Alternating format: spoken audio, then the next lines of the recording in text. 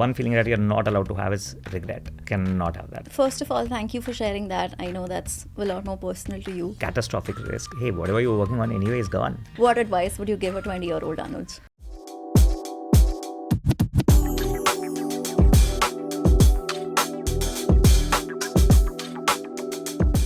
Today I'm with a very good friend and an incredible person, Anuj Rathi. He started off as the first product manager at Flipkart. Mm-hmm. He happened to grow it by 100x throughout his entire career. He then was a part of Swiggy, again 100x. I think that's the theme with Anuj wherever he goes. Up until so far, Anuj has been leading Cleartrip, which is India's second biggest OTA platform, online travel agent platform. And today we've got him here with us to talk about all things that don't necessarily have to do with work, about all the things that have taken him where he's reached in his life that are outside of work, but that have closely helped him reach where he is at. Thank you, Ipsala, for having me. And just a couple of things. While the 100x is a theme, 0x also is a theme. Like, I take risks. Sometimes it works out well for both me and the company. Sometimes it just bombs, and that's the way it is. As goes with all of the best risk takers. Yeah, Yes. I really like this quote which says, "Success is the ability to go from failure to failure without losing enthusiasm." And I feel That's a lovely like quote. just time and again when you're doing these things, right? Like, it's just nailing that again and again. Mm-hmm. I am going to start this podcast off with a conversation I was just having with Anuj, which is your entire story of, Anuj, how you left Walmart and you, while you were in the States, you went over to Las Vegas with $1,000 and you wanted to leave Las Vegas as soon as those $1,000 were over. Please tell us about that story, Anuj. So this was 2014 or 2013 rather, and I was in US. I had worked at Walmart for about a couple of years, and I had just decided here that this is not for me. I was supposed to go back to India in a couple of days, and I just said that, hey, let's go to Vegas for a couple of days and play poker. It's a new hobby that I picked up. So with $1,000, that's all I had to spare at that time. So I went to Vegas, started playing, started winning, and they give you like a suite or something, like if you're playing for 8 hours. Oh. So I was playing for 8 hours plus because I'm a little crazy, and I kept playing, and those $1,000 kept multiplying, and before I knew it, they became $16,000, and 28 days had passed. But 28 days. Did yes. you know it would be 28 days? No, I thought it would be 2 days. And because nobody in my family, friends, nobody knew that I had already resigned and I'm staying here in Vegas and so on. So I made it $16,000. And then when the time was there to go back to India, then I went to a roulette table. And the $16,000 became $0 in like 30 minutes. And then I went back empty-handed.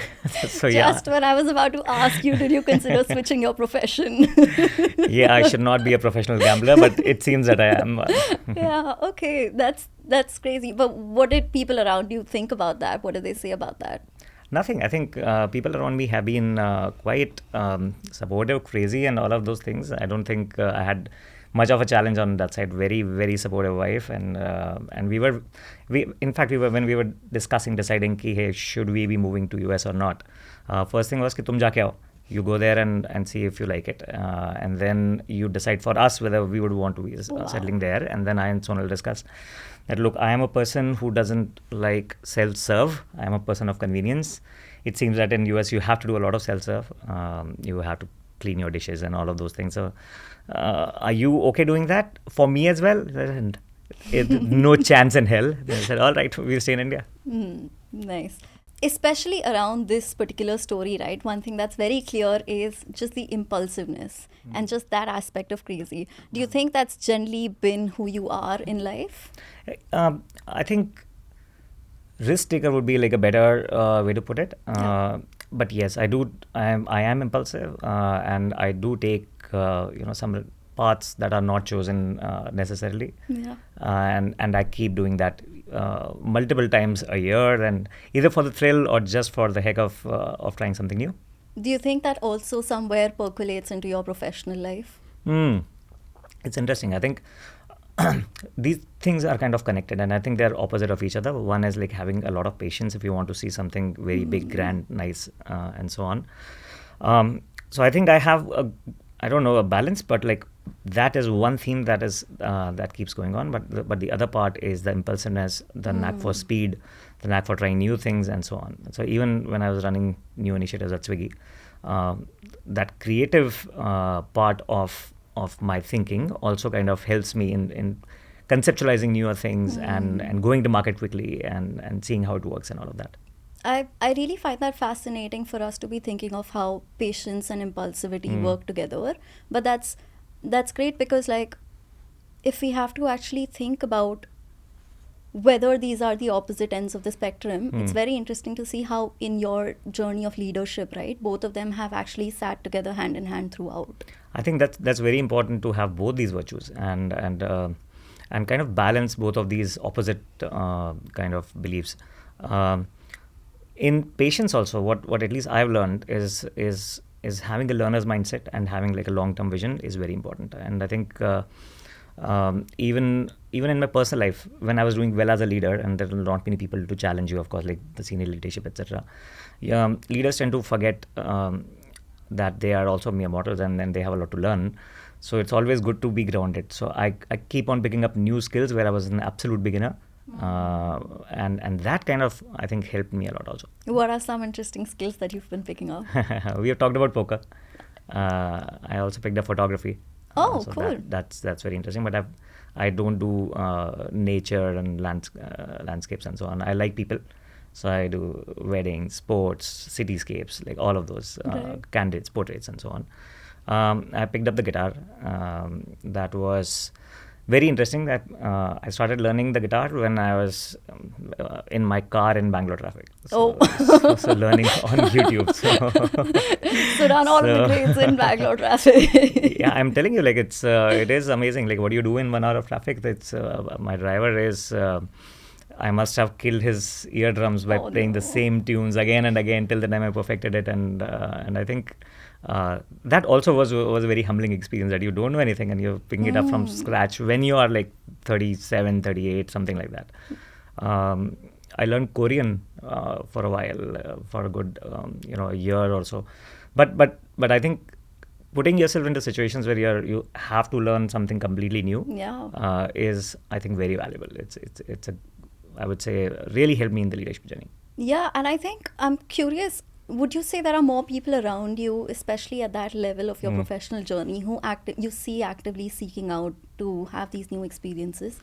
I think professionally, yes. But I don't know personally how many of them are picking up newer skills as such. Today is the world of AI, so I can see a lot of people kind of trying it out, but I'm also seeing not being able to give it their best shot because that learner's mindset and going completely with like zero ego, etc., may not be there, and that is something which I really encourage like people to have. What do you think has made you be that person who's had that learner's mindset? I don't know. I think some of these things are inbuilt. Some of these things also are because I keep taking risks where I have absolutely zero experience in. For example, when I was doing Flipkart, I had no experience in retail, e-commerce, product management, and nothing like that. Like all of those three things were absolutely new to me. And if you have to do a good job at that, then you have to take a learner's mindset. Then you have to go back to the basics, learn from whoever, speak with a lot of folks, try out your own ways, and see what works or not. Right now, I was doing Cleartrip, and I had no idea about like how travel industry works. So it's like moving from e-commerce to, say, food delivery, quick commerce, to neo-banking, to, for example, travel. Travel is like we're running flights, buses, hotels, trains, packages, rentals, and so on. I had no idea about any of these industries. Multiplied by there's Cleartrip, Flipkart, there's Cleartrip for agents, Cleartrip for corporates, Cleartrip API. I had no idea about those either. So you have to, go really deep and go with a zero ego learner's mindset there to be able to even get the context of how these businesses are run, and then you start adding value. So yeah, I think having just that, it has to come with like risk taking. Like if you are going to take risk, you better start learning. Yeah, for me personally, what I find very curious about all these things, what I'm very curious about is, what I've heard, right, is just as you keep growing up, your risk appetite keeps reducing and you start getting comfortable. Do you think that's something that you might have observed for yourself, or do you see that happening? I think it's quite the opposite. I think as you grow older, you start getting comfortable in like a few things, obviously, but you now also know much better about yourself. And your risk appetite also is kind of proportionate to how much you're willing to. So how much have you secured, like your money, your family, your reputation, and so on.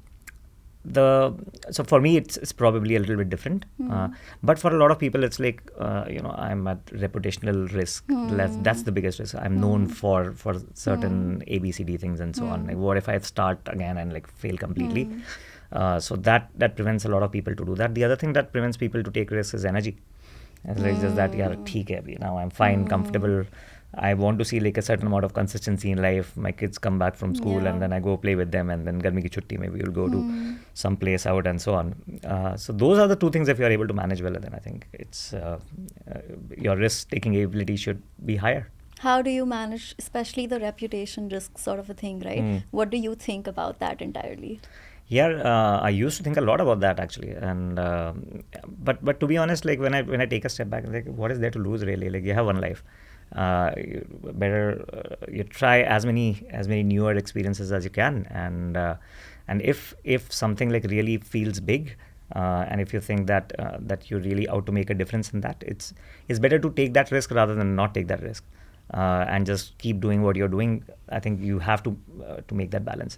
But reputational risk is real, and like a lot of people are they're like I was talking about in the beginning, like either it is 100x or it is zero, and it's easy to be branded as like a person, back-to-back failures, and then what will then how will that person think about the next career move and so on? I think you have to think a little bit beyond that.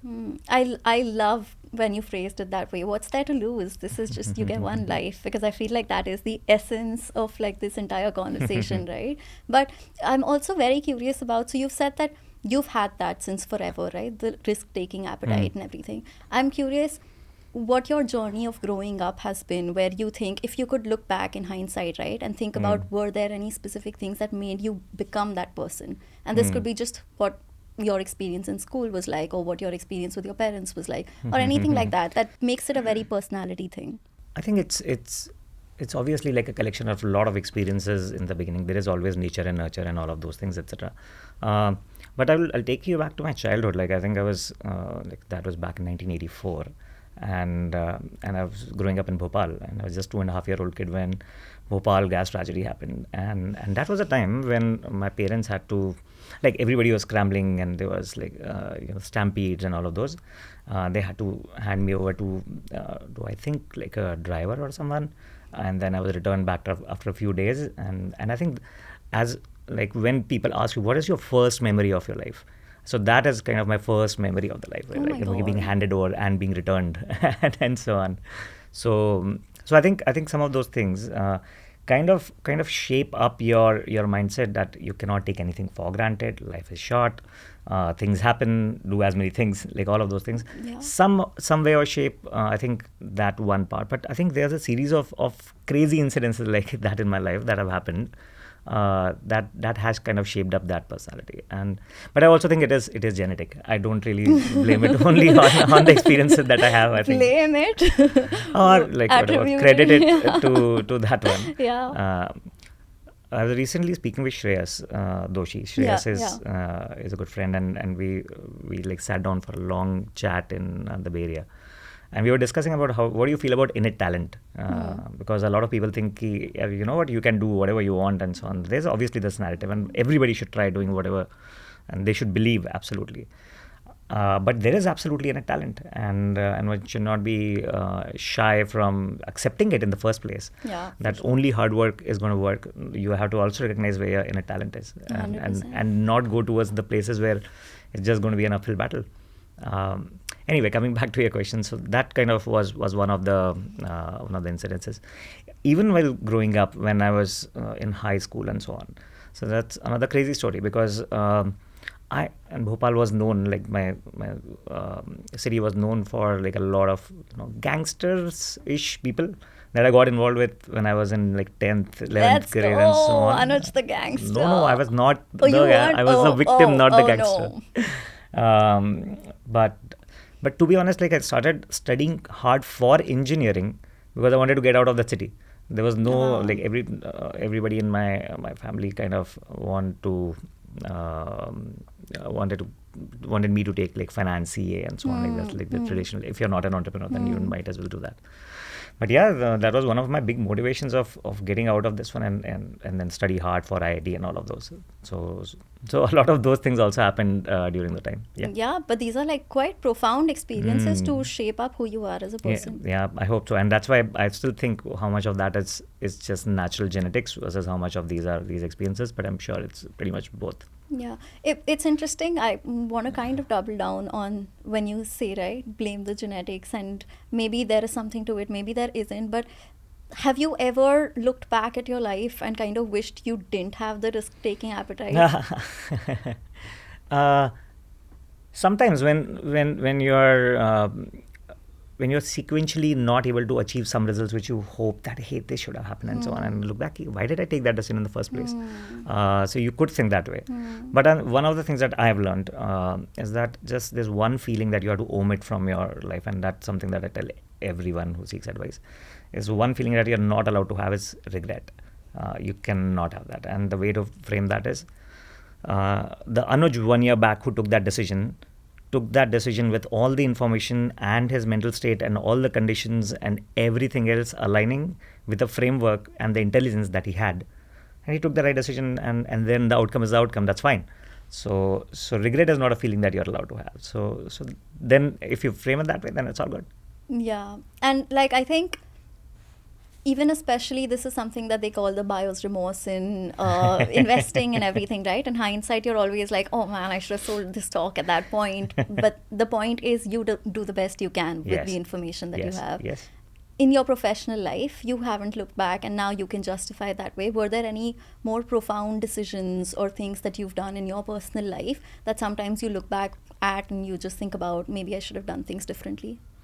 I think all the time that could happen where you look back, and again, not framing that as regret is important, but framing that as learning. Like, what are the things that I have done, and now knowing that, what would I do next? I think is the way that at least I think about those things, rather than just saying, yeah, I should have stayed in that company a little more, or I should have made that money decision a little differently, and so on. One risk that that I had taken recently, was a very catastrophic risk, was when Swiggy was supposed to go IPO in 6 months, and had bought all the shares, exercised them, and like, oh, fuck it, it's going to go IPO. And it took 3 years before it went there, and that risk was near catastrophic. So very close. Yes. No, not Swiggy itself, but my personal risk was, of course. Was very close. Yes. Yeah. But with everything that's gone on so far, right, Anuj, like now in hindsight, when you look back at life, what do you think is like one risk that you've taken that really stands out for you, something that would not be expected from any rational person, any sane person? Is there anything like that you think back on and you're like, I don't rank those risks, to be honest. I think each one of them had been like a interesting, profound risk at that point of time. Small risks are obviously everywhere, but the risk, I think one of those would just moving my career from engineering to product management. Like that was like a very random risk. Like especially when you were interviewing at Flipkart and you applied as an engineer and they were like, listen, do you want to become a product manager? Yes. So in Flipkart, like 2010, like in India in 2010, there were no consumer products being built for India. I think there were a couple of products that were like maybe Make My Trip of the World or Shadi.com, things like that. But no proper products were being built for India. And when I was interviewing for Flipkart, and it just came out as a skill or as a talent, whatever, is like very high empathy and very high consumer backward thinking and ability to connect some dots and so on, which also happen to be like some skills that you would want in your product manager. In India, product management was not a thing then. So then I and Sachin, we basically discussed that why don't you join, I think, this new job called product management, would you want to try this? Like, all right, like this sounds interesting, let me educate a little bit about that.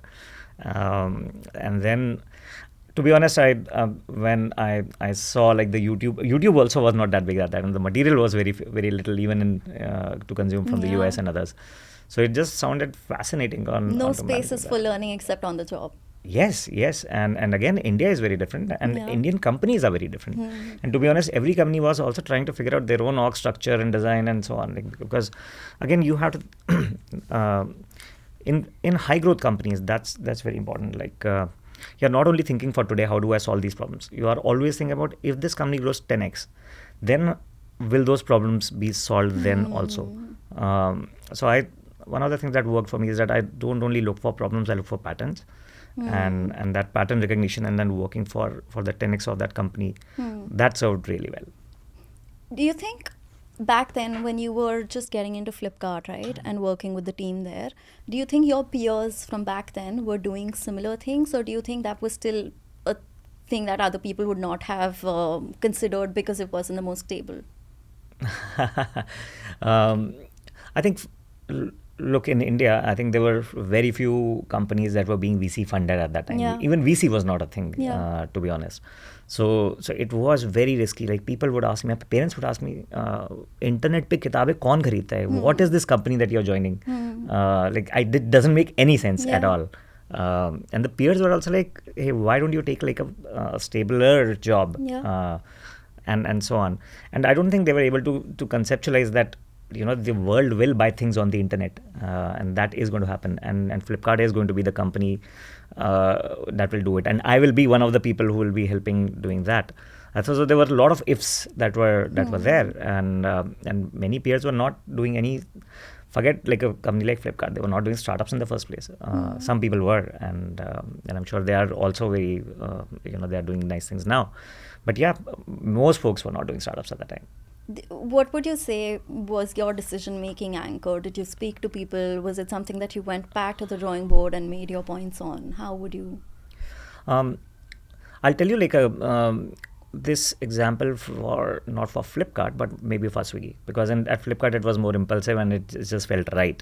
I was not very wise then, but I actually think if it felt right, there's some element of intuition in there. 100%, and so there is intuition definitely. But when I was doing Swiggy, then I had like put together like a mental framework on like what are the axes around which I should be thinking, and so that my intuition also knows which parts are right and which parts are wrong. So for example, in 2016, I had essentially thought 3 or 4 things need to be right. One thing that must be right is I don't want to found a company because I am too impatient for this, where the journey of like setting up an office, like getting people together, and all of those, I needed some setup in which we can grow. I didn't want to join a very large company either. So it needed to be Series B, Series C. That's one. The second one was it needed to be in a space that I'm really passionate about. And Swiggy was thinking about how do we build it for convenience for Indians, or at least changing the way India eats, that we later expand into let's solve for broader convenience and so on. And so that was the second one. The third one was is the founding team or the people working there are they super ambitious. They want to make it like a really large impact in India, rather than like a cute small business problem that you're working on that makes a lot of money, not like that. So that was one. And in a way, will it make wealth for you? So I think so those were like 3 or 4 conditions that had to be true, and Swiggy kind of felt into like that bucket very, very nicely. But it also comes with, then you have to play that thing out in your mind, like what could go wrong. And they have to be okay with that, because then you'll, when the tough days come, which they eventually will, but then you'll look back and say, why did I take that decision? And I knew that this will happen, so don't worry about that. So yeah. It's interesting because one of the axes that you talk about, right, in terms of your decision making, was people. And I think so much of who we are, what we're driven by, how we take decisions, get affected by the people around us. 100%, and that's where I have whenever I've taken risks which were not aligned with good people, and Baki everything is fine, I've like failed miserably. So, and it's now I can say with experience, don't do that.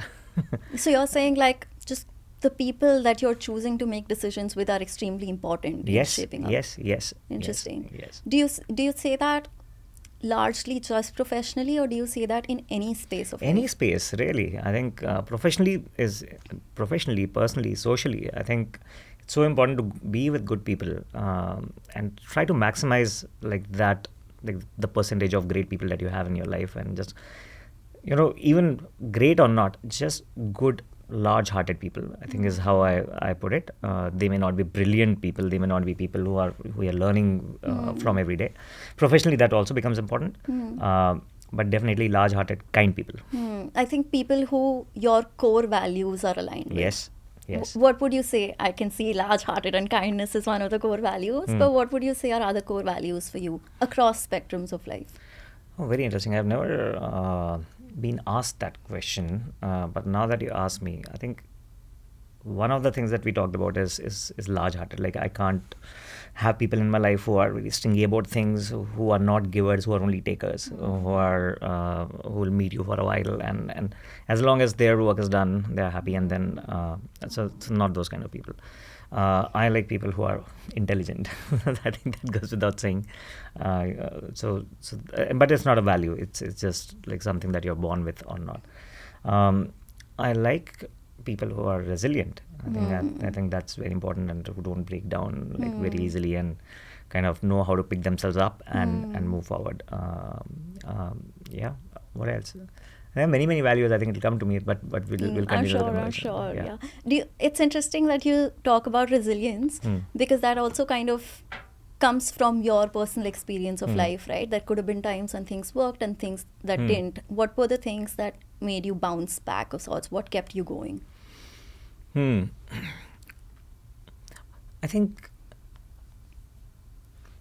what kept me going is a deep question. I may not, but I'll tell you an answer when I had to bounce back the most. And again, this is 2014, 16, something like that.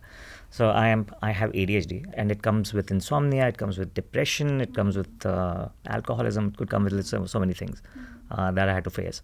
And then I had to bounce back into kind of like being a functional human and like a professional and so on. And so that was one of the hardest times in my life, career, and so on.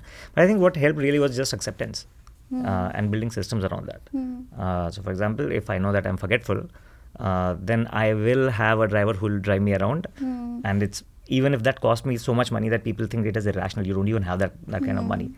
Or for example, one of the rules that I now am very okay with and have been following since the last probably 10 years is that when I buy sunglasses, I know that the half-life of my sunglasses is going to be 3 months. Every year I will lose 4 of them. Every year, consistently. And I've lost probably more than 100 Sunglasses on subscription, basically. Yeah, till now. And it's such a funny thing. Like, it's so at the end of the year, if I have more than the sunglasses that I had bought, like, I actually throw a party. Like, yeah, that this year has been good. That's a measure of like how bad the ADHD is. So it's just like small things like that. But again, accepting who you are and accepting and kind of building systems around that, like, because it is also a strength. Like, it gives you hyper focus. It gives you like ability to switch off and switch on in different meeting rooms. For example, when you're running a large company and like 20 things that you have to take care of every day. Context switch is so difficult. But and one so of the energy draining. And you so don't energy even draining. realize. But one of the things that comes very naturally to me is like, hey, in short meetings of 15 minutes, 30 minutes, I'm able to like dive right in and switch right back, and as if nothing happened, and dive right back again. So I think that becomes a superpower. And first of all, thank you for sharing that. I know that's a lot more personal to you, but especially like, let's say in this time or at any other point, right, when it's about bouncing back, what are some things that are anchoring you to bounce back? Look, I have love for life and like living ultimately the best life that you can.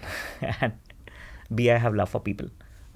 So having like my kids, my wife, family, friends around me, and so on. I think it's just like after a few days of whatever, you can be depressed, other things and so on. I think it's just looking at that and say, hey, I want to live a better life than this. So that always anchors me towards what is it that I can do myself to make this better, rather than sulking and thinking and all of those things. Because depression is hard when it hits you, but it's very important for you to know to separate depression from sadness. So Yeah. so those things. I love that you say that, and I think it's also a nuance that not a lot of people understand, because you can still be functioning while you are depressed, even when you don't necessarily have the other things. Yeah.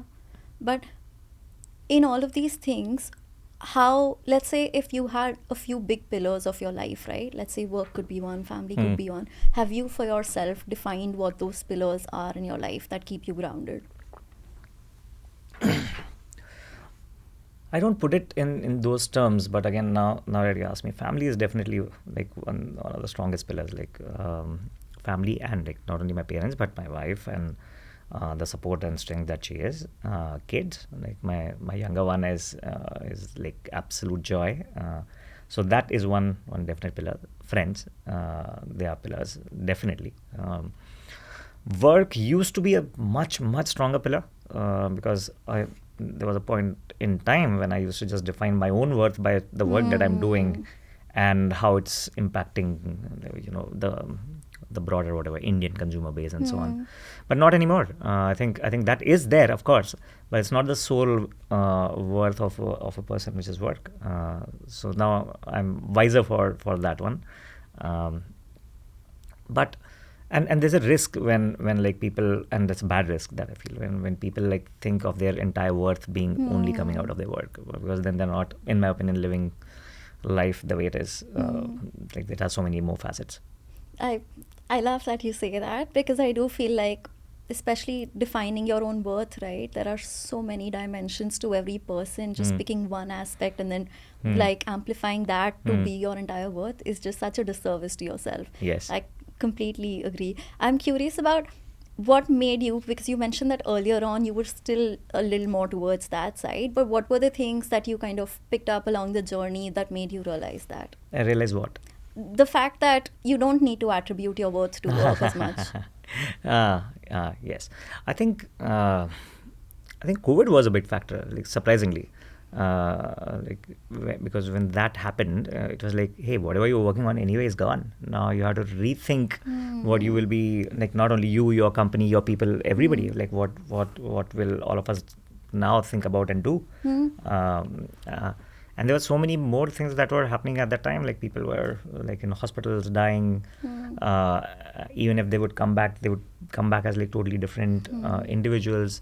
And I think just that realization of the humanity in you, which is not just work, valuing more experiences, more time spent with family and so on, was like a big, like with everyone, I think, not only with me, but that was one big moment or a year of realization of very consistent kind. That life is just not work. Yeah, especially I think for all of us until then, I know the Bhopal Gas tragedy happened back when you were younger, but at least when we've become more conscious beings, when we're able to process things, the level of impact on the world that we'd seen during COVID was just unprecedented for us. So to be seeing that and on a daily basis coming to terms with life and death at your doorstep itself, that obviously has things to do with your mind. Yes. I think that close encounters with death just kind of reminds you of your mortality, and that's important. Do you think by having that in your mind constantly, because I keep wondering about it, right? I think while I was a lot younger itself, I used to read up on a lot of what were some of the last things people have said right on their deathbeds, right? And reading this when I'm 16, 18 is just not great for the mind in hindsight. But the point is, then you start anchoring your mind to, oh, maybe the things that I think are valuable, that I am seeing are valuable, are not that relevant if you're looking at people who are 80 and dying. So I'm curious about when you're coming to terms with that idea, right? Oh, maybe I'm just going to die at 40. Did that affect the way you were taking decisions? Yes. And probably like a couple of risks or like a bunch of risks were coming from that because I had to like experience a lot more. Experiences, I think that's also something that you really like, right? Like having just new experiences. Oh, absolutely. So I like traveling. I like again meeting new people and picking up new skills. All of these are like experiences. What would you say now your relationship with the idea of death is in life? I think I'm way more comfortable with the idea of it. It's going to happen to everyone. And so it's like you can't escape it. You can postpone it by being a little healthier and so on. But fairly, I would say, comfortable with the idea of it. With the only thing that, or the kind of things that you have to worry a little bit more about is like, hey, is everything else taken care of? One, and B, have I actually experienced the number of things that I've always wanted to? So those are the two things that I always kind of think, is your bucket list getting checked off, and have you taken care of the things that you're supposed to when you're living? Yeah, nice. And like, I think coming to a closure on this, right, Anuj, I feel like I know you outside of this conversation also, so I know so many other aspects of who you are as a person, but I'm also curious about more people, right, when they interact with you, because I know how unique you are, and I have so much appreciation for different quirks and different parts of Anuj overall. Do you think you get that often when you meet people? Do you think people can visibly see that there is something interesting going on with you? Well, I don't really care about that too much, to be honest. That do they see me as, like you said, right? There's so many different facets to life. Like if you're looking at me as a professional, if we get to know each other better, then you'll of course start knowing me a lot more and kind of understand where that decision is coming from, what has some experiences that have taught me something and why I'm doing things a certain way. But in a lot of cases, there will be people who will just look at this person, hey, interesting, chalo, theek hai, he's doing something. Or, I hate that guy, why is he saying what he's saying? So does that faze you anymore? Not really. Now, like I think earlier, and we were talking about reputational risk and other things like that, right? I don't think it does a little bit maybe, but not that much. Whose opinions do you think you care about the most now in life? Oh, that's a very interesting question. I think they're mine. You said you don't think yours, or you think only yours? Mine. Okay, got it. Yeah. And are there any people around you, or let's say people you look up to, or people who might have been mentors? I've never had role models. Never had role models. I think I like to pick up ideas or inspirations from different people. But not in their entirety. Like it could be, I couldn't say that like I want to become like Gandhi or like Steve Jobs or like whatever. But there are aspects of their lives that you kind of think about and like, wow, I want this and aspire to do that. Yeah. But I think you are uniquely yours. You should not have like just one person who you are just trying to emulate. Yeah. And like, just overall, when you look at your life in hindsight, if you could give younger Anuj, let's say 20-year-old Anuj, any advice, knowing what your mind space was then, knowing where you are at now, what advice would you give a 20-year-old Anuj? Plan your finances better, dude. Do not fuck it up. No, seriously, I say this only half jokingly because I think your ability to take better risks is much better if you plan that well. Interesting. If you don't, and if you're not coming from wealth, you think no matter how good you are, you won't even be able to take those risks or have those experiences if you don't plan that better. That's one advice I would give to even the 40-year-old, not only the 20-year-old.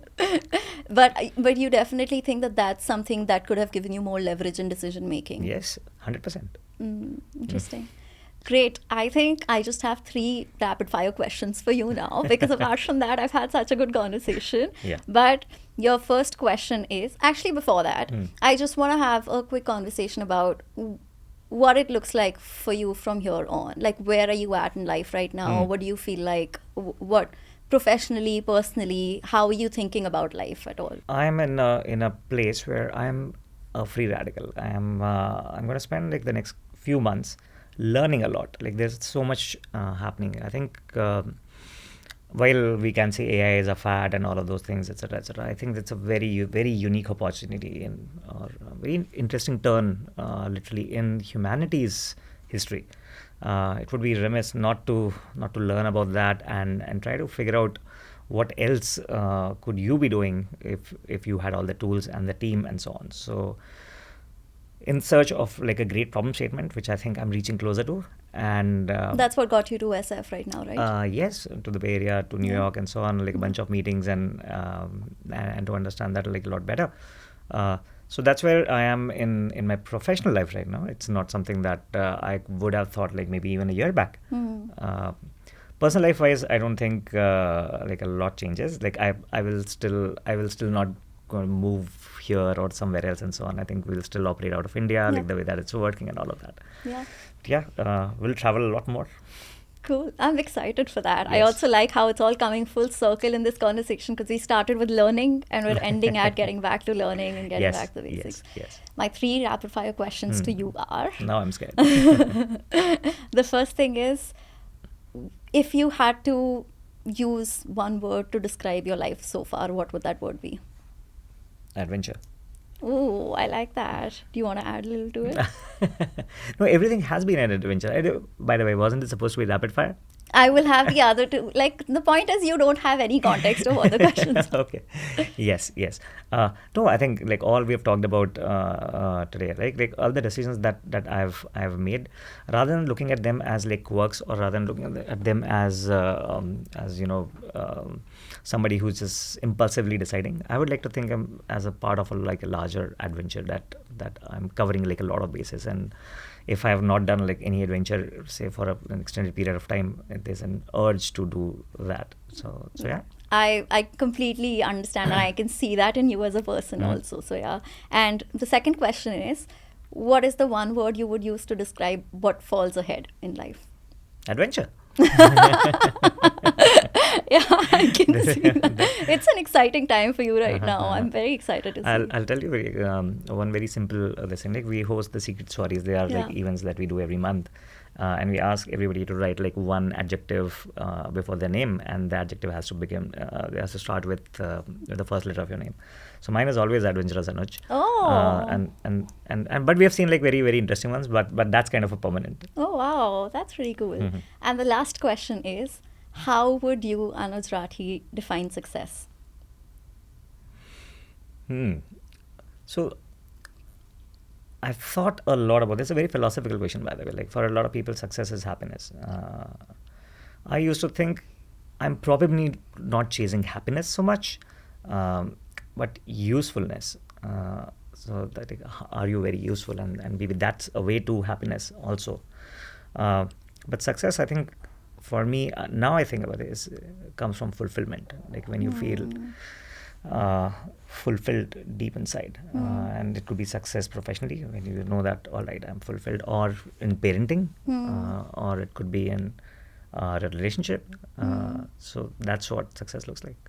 That's amazing. I've loved this conversation so much, Anuj. This has been absolutely brilliant, and I loved all of your takes for everything, and all of your life's experiences that we've captured on the podcast and outside of it. Thank you so much. What a conversation. If this episode sparked new ideas, share it with your favorite people. I'm your host, Deepsita Gupta, and you're listening to Not Me Baby. Stay in touch with us at Not Me Baby Pod on Instagram and Twitter. See you with our next guest.